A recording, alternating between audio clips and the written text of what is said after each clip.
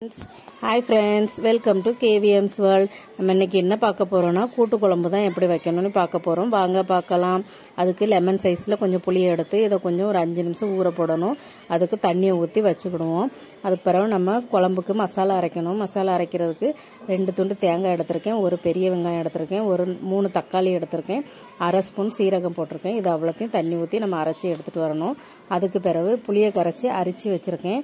இது கூட நம்ம அரைச்சிட்டு வந்தோம்ல தேங்காய், தக்காளி, வெங்காயம் அந்த பேஸ்ட்டை இதுக்குள்ளே போட்டு நம்ம அந்த புளி தண்ணியில் மிக்ஸ் பண்ணணும்.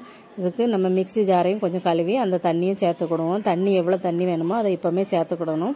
அதுக்கு பிறகு இதுக்கு மசாலா போடணும். மசாலா வந்து நான் வீட்டில் அரைச்ச குழம்பு மசாலா தான் போடுறேன். நீங்கள் கடையில் வாங்கி பொடி போடணுன்னாலும் போடலாம். இப்போ நான் வீட்டில் அரைச்ச மசாலா 2 ஸ்பூன் குழம்பு மசாலா போடுறேன். அது கூட 1 ஸ்பூன் வத்தல் தூள் போடுறேன். அதுக்கு பிறகு ஒரு 1/2 ஸ்பூன் மஞ்சள் தூள். இது இவ்வளோத்தையும் போட்டு நல்லா இதை கொஞ்சம் கரைச்சி விட்டுக்கிடணும். மசாலா கட்டி கட்டியாக இல்லாமல் நல்லா கரைச்சிடணும். நல்லா கரைச்சிட்டு இதை ஒரு 5 நிமிஷம் நம்ம இப்போ கொதிக்க விடணும். கொதிக்க விட்டுட்டு அது கொதிக்கிறதுக்குள்ளே நம்ம காய் வெட்டி வச்சுக்கணும். இப்போ நான் இதை அடுப்பில் வச்சு கொதிக்க விடுறேன். இதை வச்சுட்டு இப்போ நான் காய் என்னெல்லாம் வச்சுருக்கேன்னு காட்டுறேன். இதுக்கு பீன்ஸு, வாழைக்காய், கத்தரிக்காய், முருங்கைக்காய், அதுக்கு பிறகு ஒரு பாதி உருளைக்கிழங்கு, இவ்வளோ காய் வச்சுருக்கேன்.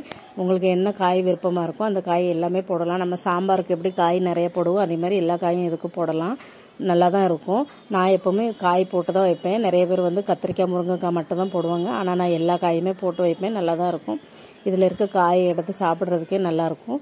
அதனால நான் அதிகமாக காய் போட்டு வைப்பேன். இது கூட கேரட், நூல்கோல் இது எல்லாமே போடலாம், நல்லாயிருக்கும். இப்போ காயெல்லாம் போட்டு அதுக்கப்புறம் 1 ஸ்பூன் உப்பு போட்டுருணும். உப்பு போட்டு இதை கொஞ்சம் நல்லா வேக விடுவோம். கொஞ்சம் நல்லா வெந்த பிறகு ஒரு 10 நிமிஷம் கழித்து நல்லா வெந்துடும். குழம்பும் கொஞ்சம் கட்டியாயிரும். அந்த டைமில் கொஞ்சம் கொத்தமல்லி இலை தூவி இறக்கிற வேண்டிதான். குழம்பு ரெடி ஆகிட்டு இப்போ இதுக்கு தாளிசம் பண்ணணும்.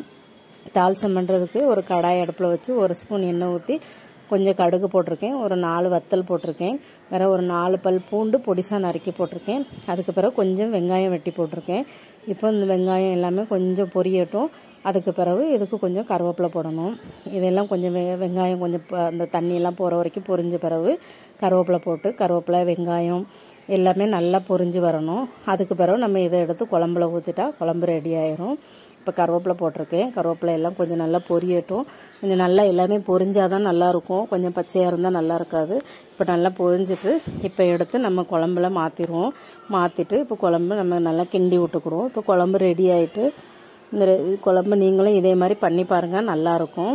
இந்த ரெசிபி பிடிச்சிருந்தா லைக் பண்ணுங்கள், ஷேர் பண்ணுங்கள், கமெண்ட் பண்ணுங்கள், என் சேனலை சப்ஸ்கிரைப் பண்ணுங்கள். பாய்.